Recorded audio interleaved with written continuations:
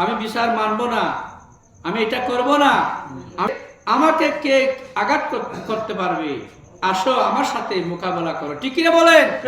অবৈধ কাজ করে, গুনার কাজ করে, অন্যায়ের কাজ করে, পাপের কাজ করে, এর বদলাও আমি আল্লাহ দেব। জোরে বলেন নাউজুবিল্লাহ। এখন আমাদের বুঝতে হবে জররা বলতে কি বোঝায়। একটি শস্য দানাকে যদি 70 ভাগ করা হয়, এক ভাগকে বলা হয় জররা। এই যে অথবা একটি বালু কণাকে যদি 70 ভাগ করা হয়, এক ভাগকে বলা হয় কি? জররা। এই জররা পরিমাণ যদি আমরা নেক কাজ করি, ভালো কাজ করি, ভালো আমল করি, এর বদলা, এর প্রতিদান আমার আল্লাহ অবশ্যই দান করবেন। জোরে বলেন সুবহানাল্লাহ। সুবহানাল্লাহ।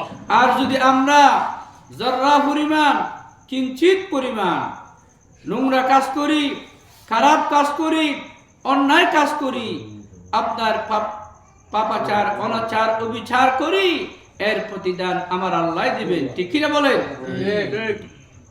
বর্তমান প্রেক্ষাপটে চলমান পরিস্থিতিতে যাদের দাপট আছে, যাদের প্রভাব আছে, যাদের ক্ষমতা আছে, তারা অনেক কিছু আপনার কি অস্বীকার করে। আমি বিচার মানব না, আমি এটা করব না, আমি বিচার না মানলে, আমি এটা না করলে আমাকে কে আঘাত করতে পারবে, আসো আমার সাথে মোকাবেলা করো। ঠিক কিনা বলেন? এইরকম অনেকে প্রতিবাদ করে। কিন্তু আমার আল্লাহ কোরআনে কারিমের সমাপনী পারা আনফালের মধ্যে একটি সূরা, ওই সূরার নাম হলো সূরাতুল বুরুজ। ওখানে একটি আয়াতের মধ্যে বলা হয়েছে ইন্না বাতাসা রাব্বিকা লাশাদীদ। নিশ্চয় আমাদের একজন রব আছে, নিশ্চয় আমাদের একজন খালেক আছে, নিশ্চয় আমাদের একজন স্রষ্টা আছে, নিশ্চয় আমাদের একজন সৃষ্টিকর্তা আছে, নিশ্চয় আমাদের একজন মাবুদ আছে। আছে কি নাই? সে কিয়ামতের ময়দান থেকে, আল্লাহর সম্মুখ থেকে এক কদম আগে অথবা এক কদম পিছনে আপনার দু পা নড়াচড়া করার মতো এই সুযোগ সুবিধা দেবে না। ঠিক কিনা বলে? ইন্না বাতাসা রাব্বিকা লাশাদীদ। নিশ্চয় আমার আল্লাহর দ্বারা, নিশ্চয় আমার আল্লাহর কেস অত্যন্ত ভয়ানক, অত্যন্ত শোষণীয়। আল্লাহ যদি ছাড় দেয় তাহলে ভিন্ন কথা, আর আল্লাহ যদি ক্ষমা না করেন, কারো ক্ষমতা নাই ক্ষমা করার মতো। ঠিক কিনা বলে?